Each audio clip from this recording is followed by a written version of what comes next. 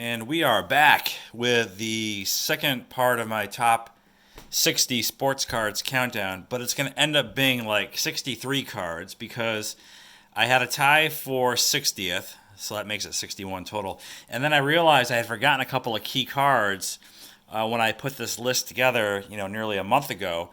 But based on their current sales value on eBay, they kind of fall real close to one another and could slot in nicely at this point, for the most part, in the countdown. And so, first up, this one I'm going to say is going to tie for 41st place with that Schmidt rookie, and it's the 57 Topps Frank Robinson.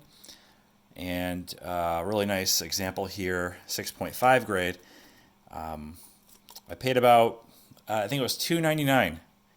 So really good value for this card, to say the least. And an underrated card. I think you can pick this card up in high grade for still very reasonable money, considering what other cards in high grade go for from the very same set that aren't even rookie cards. And so the 57 Frank Robinson. And this next one is the second card I forgot about. This one's going to tie for 40th place to get things back on track and realigned properly according to my countdown. And it is the T206 Nap Lajoie. This is the throwing version.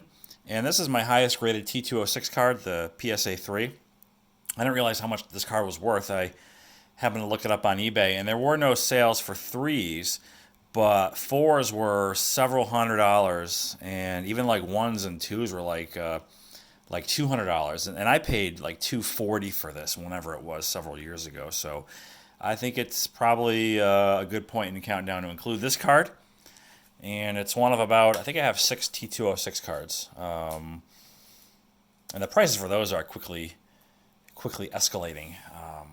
It's just hard to keep up with vintage these days. And here's another T206, which I had for 40th place. Again, this is going to be a tie. It's the Cy Young card.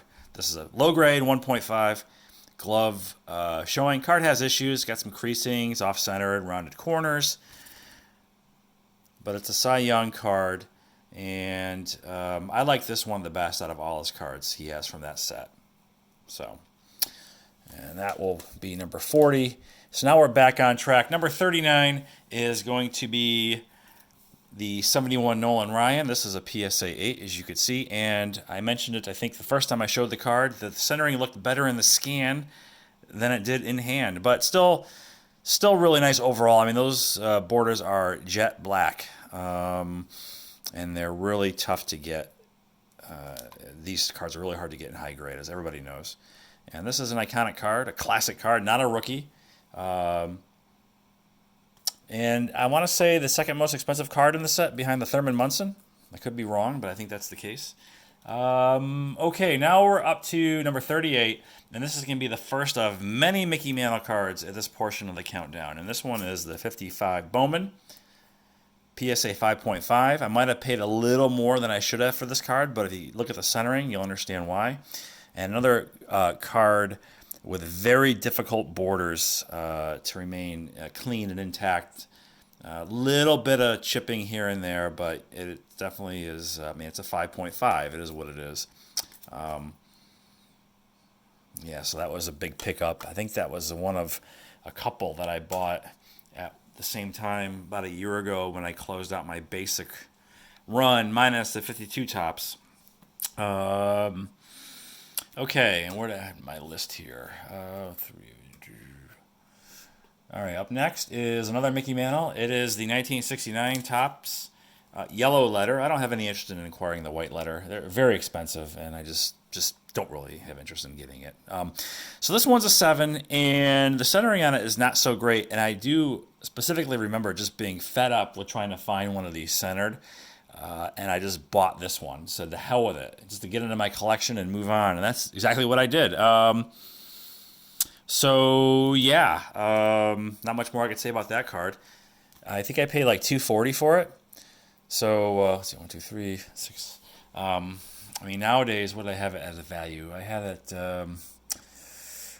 around $600 in a PSA 7 based on current eBay listings. Okay, and then number 36, another Mickey Mantle card. 63 tops and a 6.5 grade. And I mentioned it, I think, more than one occasion that my original intent was to get all 7s in the 60s, but where I saw a lesser grade that was really nice, I went that route for economic reasons, and that one ran me about $350, I think it did. Okay, this is a basketball card coming in at number 35, and I may have taken a little bit of a bath on this for now. But honestly, all that it means nothing because I'm not selling or flipping any of these cards, so whether they go up or down in value really matters very little to me.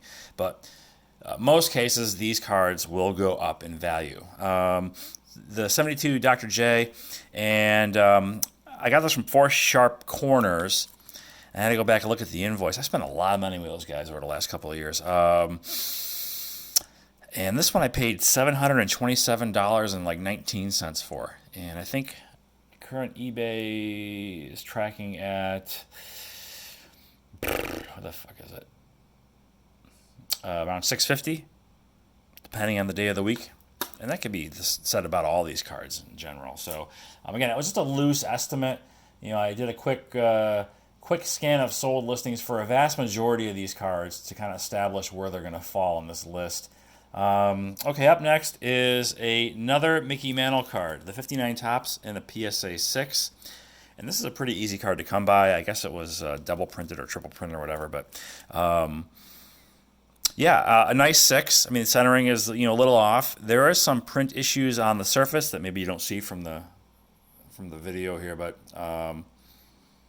anyway, 59 tops Mantle, and moving on.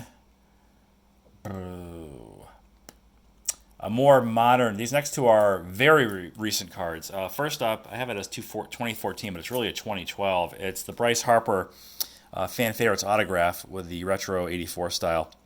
It is, I guess, considered a rookie card, but I don't think it's his rookie card. I think the Bowman is his first. Okay, next up is another modern card, probably like the 89 Upper Deck Griffey is to that whole generation. This one would be to this generation. The 2011 Topps Update Trout. This card is a big one. And I think of all the ones that have graded, I think most of them are grading 10. I don't think it's a rare card, but it's a very popular card. And I guess if you're part of the registry, this is the card to get, even though I think he has one 2 years prior in Bowman, which is not uncommon in general for any big rookie card. Paid about $325 for this, and I do remember having some post-purchase anxiety because not long after they could be had for like $250, $275, and this would have been, I don't know, maybe a couple of years ago. But at some point, something happened, and the card just shot up to several $100s. I think it's come back down to earth a little bit, but I mean, the guy's just a machine, so just a great card. Looks great. Anyway, moving on. Here's my Bob Gibson rookie. This is a recent pickup. This was purchased just before the Topps, the 52 Topps Mantle card, and this was shown in that very video just because I don't know when else I was going to show it. So this one from 59 has a ranking of number 31 for me, and this 6.5 rate, but the centering is outstanding for this particular card. And I paid a premium for sure.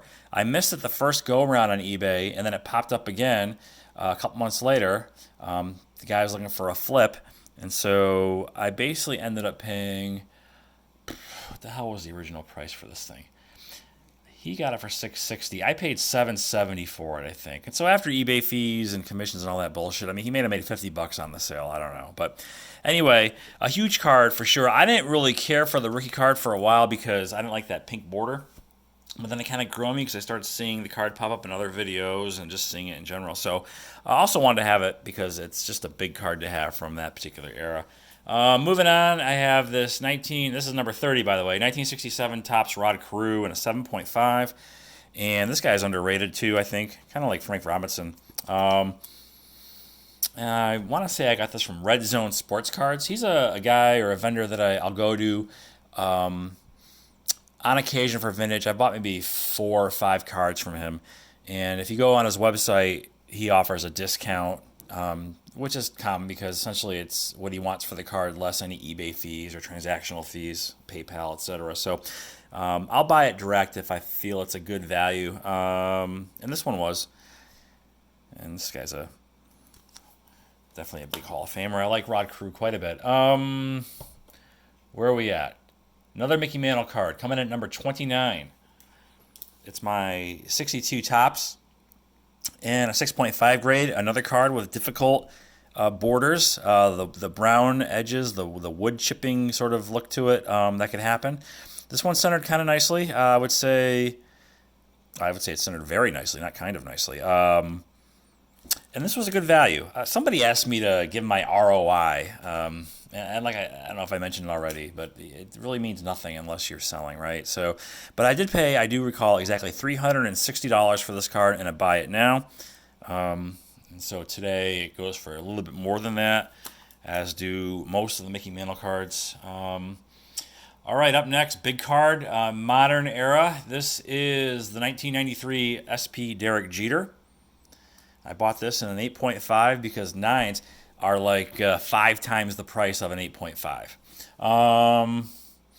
And I have this card raw that I did submit at one point a couple years ago, and it came back with that dreaded N4 or N7 minimum size, as if it were trimmed, which I never trimmed it, but I guess what's common about that card is it's cut short from the factory quite a bit, and so you see a lot of those. So would never buy a raw one on eBay because chances are it was already submitted and got that qualifier. Because otherwise, why is it still raw? Okay, so this next one here, 56 Topps Jackie. I believe it's his last regular issue baseball card. And this one's obviously PSA 7. Old flip. And nice centering all around. I don't remember when I bought this card, but it was definitely several years ago. And up next, Mr. Cub, Ernie Banks, checking in at number 26. And another card I got from Red Zone. I think I paid like $870 for this card. It may still be a good value. I don't know if it's fluctuated all that much. I think, what do we have here for a price? Yeah, it sells for about $850. So I didn't really, it's still kind of in the same ballpark as when I bought it. But again, a huge card to have. Tough card to know if it's centered or not, at least for me anyway, because the white borders or the off-white borders are very similar in color to the background border. Yeah, so it looks okay. I mean, I could pick up a little bit down here. It's probably 60-40 left to right based on my my eyes. Move these over here a little bit. Okay, so where are we at? We're coming in at number 25. Okay, we're gonna close out with quite a few Mickey Mantles here. So at number 25 is my 53 Bowman color in a PSA 4. Nicely centered. And this is the 57 Topps PSA 6. This was a card I spent a long time looking for because this is hard to also find centered. But unlike the 69 where I said screw it and bought whatever, I actually did hold out a while for this. Yeah, and I forget when I bought it, but I think I paid like $575 whenever it was I bought it, whatever year that was. So I mean, it has some issues. The surface is, it's got some print dots, or I'm not sure what you call that. Centering is okay, but it's it's a 6, and yeah, so definitely a necessary part of the basic collection. And this next one is definitely a review sub candidate, the 61 Topps, because this one, even when I bought it, and I think I talked about this card in the Mantle video I did a few years ago, when I got it, I emailed the seller afterwards. I said, how does this thing get only a 7? He's like, I don't know. He says when he submitted, he thought it would get like an 8 or an 8.5, but he thinks it has to do with there's like print dots or snow on the background, which I don't really see all that much of. What I do see, and maybe it's just my eyes playing tricks on me, but it does look like the registration is a little bit off, meaning a little bit out of focus. It's hard to pick up, though, from when you watch it on video. But this thing is really razor sharp, and the centering is outstanding in the 61 Topps. Mick. And where are we at? Number 22 is another tobacco card, or T206 card. It's my Walter Johnson in my beater grade of 1.5. A lot of character in this card. Has its issues, as all 1.5s do. But this is my favorite Walter Johnson card. I'm not a big fan of the portraits in general for T206, but I like this one quite a bit. Maybe it's just the color combination chosen for this particular one. But yeah, this is my lone Walter Johnson from T206. And then closing out this portion of the countdown at number 21 is my 1960 Topps Mickey Mantle in a 7. And as Blue Jacket 66 has noted, the yellow really hides the off-centered border quite nicely. Now, mine's a little more off-center than his, hence the 7 grade. But I was okay with that. It's a horizontal card, so I don't mind top to bottom being off. And again, you can't really tell. Left to right's okay. I think I paid like $400 for this card when I bought it, whenever that was. And let me just see real quick. I had it trending at around 1,100 these days in the PSA 7 grade. So anyhow, that is numbers whatever 40 to 21. And yeah, stay tuned. Top 20 will be up next at some point within, let's say, within the next 5 to 7 days. But for now, that'll do it. Once again, thanks for watching, and I will talk at you all later.